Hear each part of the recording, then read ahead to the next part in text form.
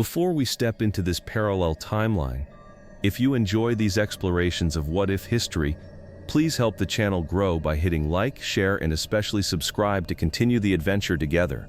Your support is our greatest motivation. Now let's return to the story, where two giants faced off in the greatest race of all.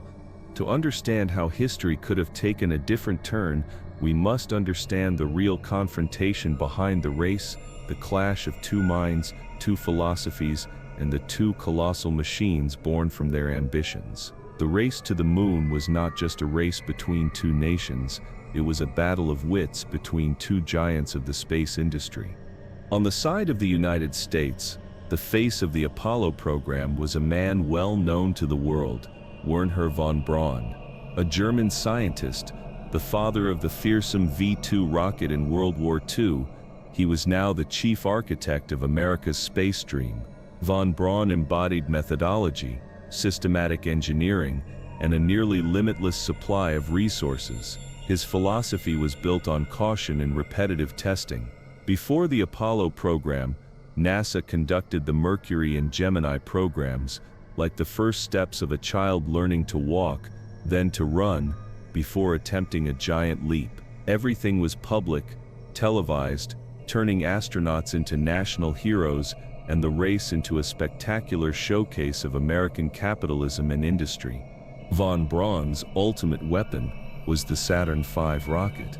It wasn't just a rocket, it was an engineering marvel, a 36-story skyscraper capable of flying itself. To this day, it remains the most powerful machine ever built by humankind.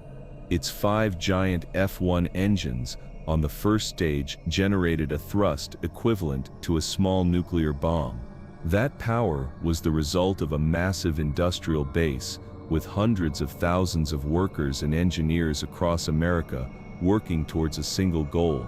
The Saturn V was a symbol of American might, enormous, reliable, and unstoppable. But on the other side of the Iron Curtain, von Braun's rival was a phantom. Throughout his life, the outside world never knew his name.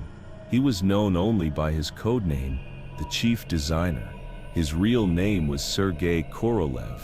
Korolev was not a celebrated scientist. He was a survivor, once a victim of Stalin's purges and sentenced to a labor camp in Siberia. He possessed an iron will and a fierce patriotism. If von Braun was the methodical brain of NASA, Korolev was the beating heart and soul of the Soviet space program. It was he who convinced Khrushchev to let him build Sputnik. It was he who put Yuri Gagarin into orbit. All of the Soviet Union's early achievements bore the mark of his genius. However, Korolev had to work under completely different conditions. Instead of a huge budget, he had to constantly fight for every ruble. Instead of a unified command structure like NASA, he had to navigate a complex political network, facing rival designers and ever-suspicious officials. His program was shrouded in absolute secrecy. Failures were never acknowledged. Successes were only announced after they had happened. And Korolev's machine for conquering the moon, the N-1 rocket, reflected these very conditions. It was a monster born of both brilliance and desperation. Because Soviet engine technology at the time could not produce large, stable engines like America's F-1, Korolev was forced down a different, much riskier path. The first stage of the N-1 did not have 5 large engines but 30 smaller ones clustered together. Coordinating 30 engines to work perfectly in unison was an engineering and computer nightmare, a chaotic symphony where a single musician playing a wrong note would cause the entire orchestra to disintegrate into flames. In our timeline, that nightmare became a reality. 4 test launches of the N-1 all ended in catastrophic explosions, making it one of the costliest failures in history. But those failures happened after Korolev had passed away. And this is the pivotal point of our hypothesis. The survival of Sergei Korolev would change everything. He was not just an engineer, he was a leader, a visionary, and the only person with enough authority to quell the infighting and focus the entire nation's resources. Surviving the surgery, Korolev would have returned to command with renewed determination. He would have recognized the fatal flaws in the N-1's design. With his authority, he could have demanded more time and resources to perfect it, to conduct the additional ground tests that in real history were skipped due to political pressure. He would not have allowed unproven machines to be sent to the launch pad. He would have turned the chaotic symphony of 30 engines into a controlled masterpiece. While America faced the Apollo 1 tragedy in 1967, a painful reminder of the risks of space travel in the Soviet Union, Korolev would have used that time to quietly solve his problems. Their unmanned Zond program flying around the moon would have become more reliable, gathering crucial data for a manned flight. By the end of 1968, when America's Apollo 8 made its historic flight around the moon, reading from the Book of Genesis on Christmas Eve, the world believed the race was over. But they were mistaken. In this world, that was not America's final move to end the race, but a move that forced the Russians to accelerate their own well-prepared plans. The race was not over. It was entering its final, most tense stage. And the Russians, led by a still-living chief designer, were holding a secret trump card ready to be played when no one expected it. In 1966, Sergei Korolev walked out of the hospital not just as a survivor, but as a living legend. The near-death experience had granted him something more precious than time, near absolute authority. In closed-door meetings of the Politburo, his words carried a new weight. He was no longer a chief engineer begging for resources. He was the only one, the last hope for the Soviet Union to beat the Americans in the race to the moon. He argued that the very divisions, the rivalry between design bureaus, and the indecisiveness of politicians had nearly killed him and were also on the verge of killing the space dream. This time, things had to be different. And things were different. Korolev was given unprecedented power. His greatest rival, Valentin Glushko, a brilliant but consistently disagreeable engine designer, was forced to cooperate, building engines to Korolev's exact specifications. Vladimir Chelomey, another favored designer with his own lunar program, was sidelined. All resources, from the best scientists to the most advanced factories, were consolidated under a single banner, Korolev's N1L3 program.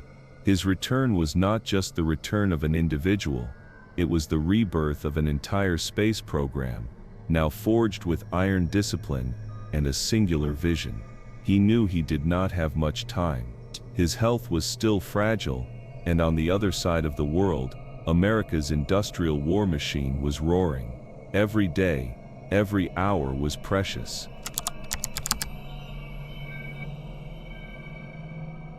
The first thing Korolev did was confront his own monster, the N-1 rocket. He knew better than anyone that it was a masterpiece of improvisation, but also a catastrophe waiting to happen. The 30 engines on the first stage were an insane engineering gamble. In our timeline, the Russians skipped a crucial step due to time and cost pressures. They never static fired the entire first stage on the ground. They assembled it, prayed, and pushed the launch button. The results were disastrous. But the Korolev of this world would not accept such a gamble.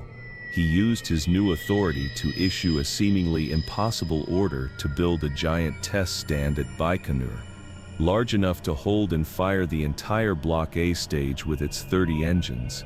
It was a costly and time-consuming project that angered Kremlin officials and delayed the schedule. But Korolev did not back down. He said, "We will solve our problems on the ground, so we do not have to bury our heroes in the wreckage."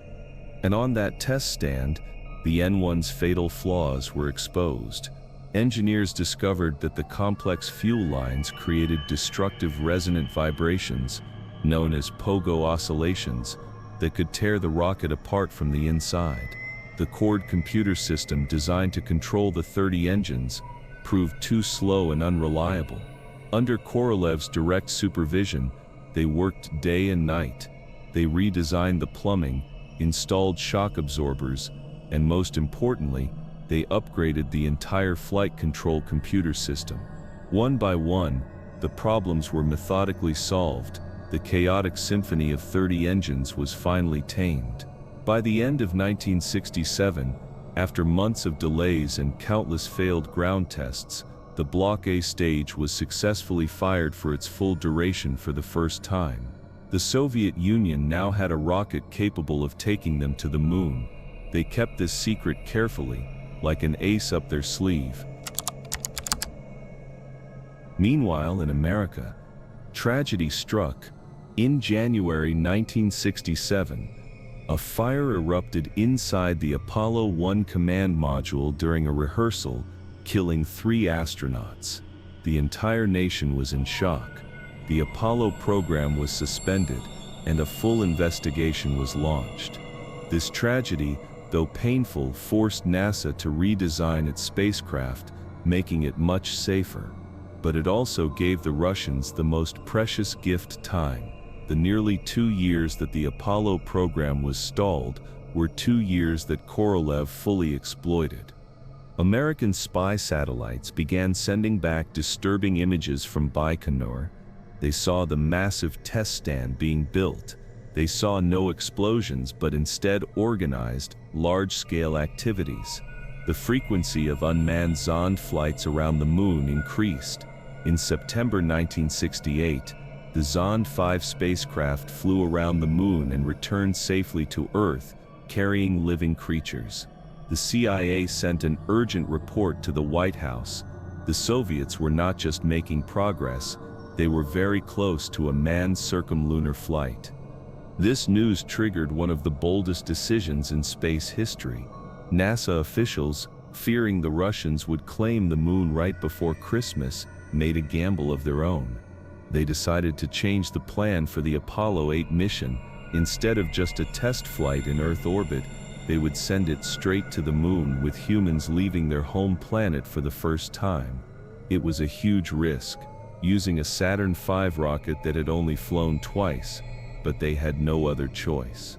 On Christmas Eve 1968, the world held its breath, listening to the voices of the Apollo 8 astronauts reading the first lines of Genesis from lunar orbit. It was a moment of hope and unity, a resounding victory for America. The entire world believed that America had undeniably reclaimed the lead, but in Moscow, Korolev and his team watched the event not with defeat, but with respect and a cold determination. The Americans had shown their hand. Now it was time for the Russians to play theirs.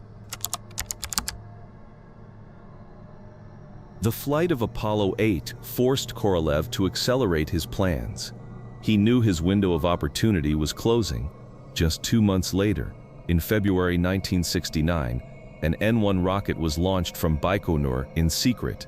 This time, it did not explode. It roared into the sky, carrying an unmanned version of the LOK spacecraft and LK lander into Earth orbit for a comprehensive test. The test was a complete success. The rocket was ready. Now it was time to choose the man. There was no public press conference, just a closed-door meeting in the Kremlin. Korolev presented his plan. He needed only one man, a single cosmonaut for the first landing, to maximize the chances of success, and the chosen one was none other than Alexei Leonov, the first man to walk in space, a hero of the Soviet Union, and the man who had been training for this mission for years. While the world was watching the Apollo 9 and Apollo 10 missions, America's final preparations in the Soviet Union, an even more ambitious mission, was being quietly prepared. On an early morning in June 1969, just 1 month before the scheduled launch of Apollo 11, another N-1 rocket, this time carrying the Zarya 1 and cosmonaut Alexei Leonov, stood majestically on the launch pad.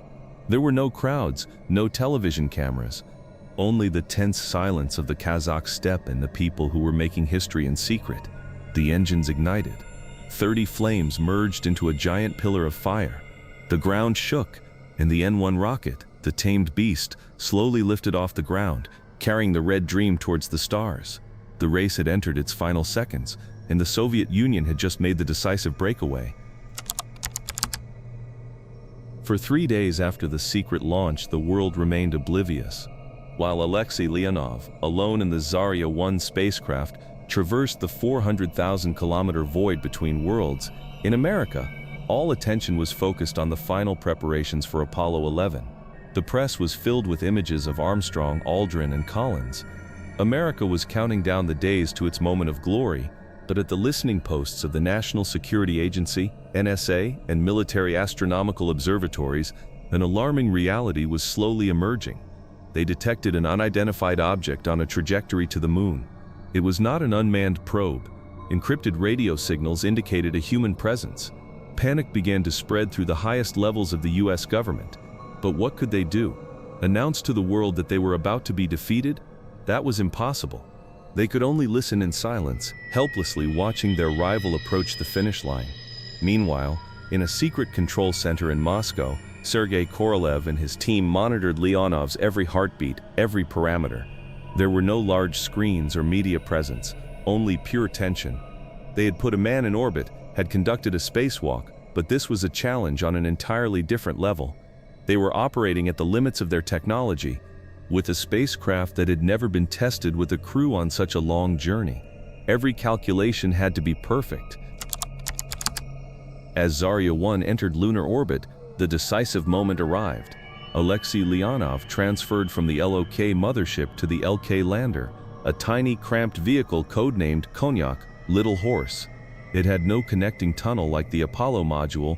Leonov had to perform a risky spacewalk to move between the two vessels, a testament to the simple but effective Soviet design philosophy. After separating from the mothership, the Little Horse began its descent. These were the most stressful moments.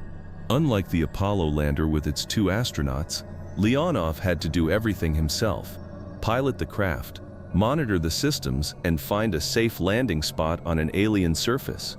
From the control center, Korolev listened to Leonov's heavy breathing over the radio. He could do nothing more than trust his cosmonaut and the machine he had spent his life building. Inside the cockpit, the fuel warning light began to flash. The onboard computer was guiding Leonov toward a boulder-strewn area. He had to take manual control, a decision only the best pilots would dare to make. Using his experience and instinct, he guided the craft over small craters, searching for a flat piece of ground. And then, after 12 endless minutes of silence and tension, a calm voice, tinged with exhaustion, came over the radio. Traveling 400,000 kilometers through space to the people holding their breath on Earth. Center, this is Almaz 1. We have landed. The Little Horse is standing firm on the moon. In the Moscow control center, the silence erupted into cheers. Tough men, engineers who had worked without sleep for years, hugged each other in tears. Sergei Korolev, the man with a heart of iron, turned away, hiding a rare tear. They had done it. A few hours later, after all systems checks were complete, the hatch of the LK lander opened. A ladder was deployed. And then, a figure in a bulky Krekit 94 spacesuit, white with red stripes, slowly emerged. Only then did the Kremlin officially inform the world. The TASS news agency issued an urgent bulletin, interrupting broadcasts across the globe. In the US, morning programs were cut short. In Houston, at NASA's Mission Control, engineers and astronauts of the Apollo program stared in stunned silence at their screens, where grainy but unmistakable black and white images were being broadcast. They had lost. Billions of people on Earth were glued to their television screens. They saw Alexei Leonov descend the final rung of the ladder. His boot hovered over the gray, dusty surface for a moment, then gently touched down. For the first time in cosmic history, a human being had set foot on another world. And then the first words spoken on the moon rang out, in Russian, solemnly translated by an interpreter. Leonov did not speak of an individual or of mankind. He spoke of a collective, an ideology. That's one step for a Soviet citizen, but a giant leap for all working people. In that moment, he turned and retrieved an object attached to the side of the lander. It was a flag. He planted it into the lunar dust. There is no wind there, but the flag had been designed with a crossbar to keep it unfurled.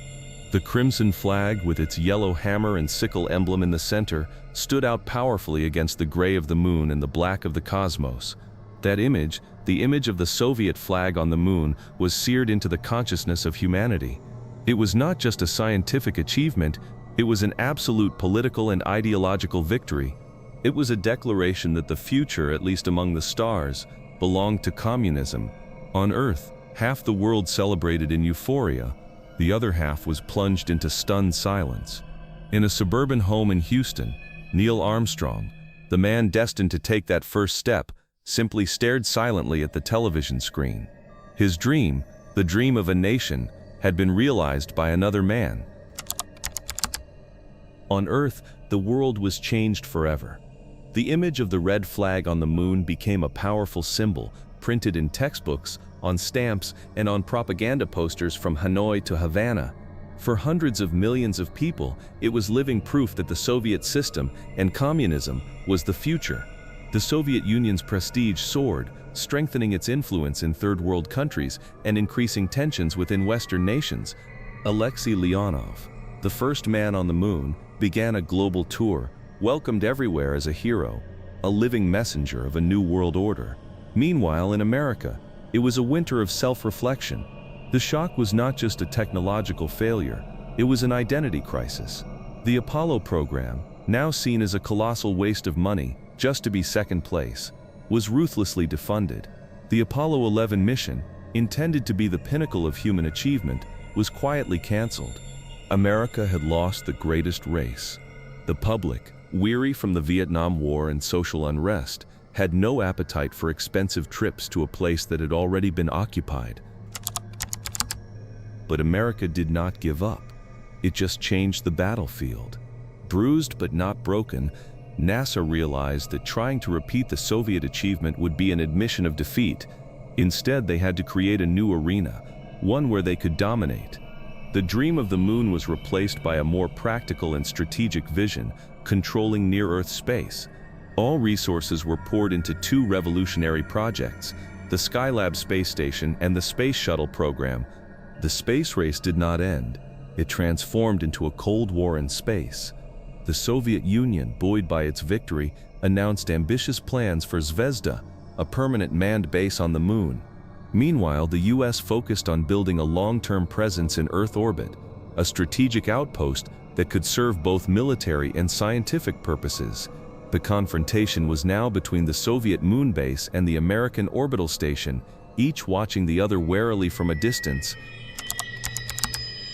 The following decades witnessed a different timeline.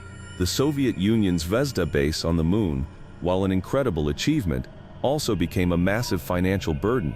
Maintaining an outpost hundreds of thousands of kilometers away drained their already stagnant economy. National pride helped to cover the cracks for a time, but it could not defy the laws of economics. Ultimately, just as in our history, the Soviet Union collapsed under its own weight, perhaps even a little faster due to the burden of the lunar program. On the other side, America's space shuttle and space station programs became the foundation for their dominance in space at the end of the 20th century. It paved the way for the commercialization of space and the international cooperation that would later create the International Space Station. America, after learning a bitter lesson in humility, emerged stronger, more focused, and ultimately won the marathon, despite having lost the initial sprint. And so, our story concludes. If you were to look up at the moon in that hypothetical world today, you might see, through a powerful enough telescope, the ruins of the Zvezda base, silent and abandoned, a pyramid of a bygone era. The crimson flag has likely faded to white under the relentless solar radiation. In the end, history taught us one thing: a victory, no matter how glorious, cannot change the inevitable flow of economic and social events. The race to the moon, regardless of who won, was just one chapter in a much larger story. It is not a story about a flag being planted, but about humanity's unquenchable instinct to explore. Under any ideology, we will always look up at the stars with the same curiosity, the same longing to reach further, to know more. And the moon, no matter whose footprints it bears, is still there, an eternal reminder of what we can achieve when we dare to dream the greatest of dreams.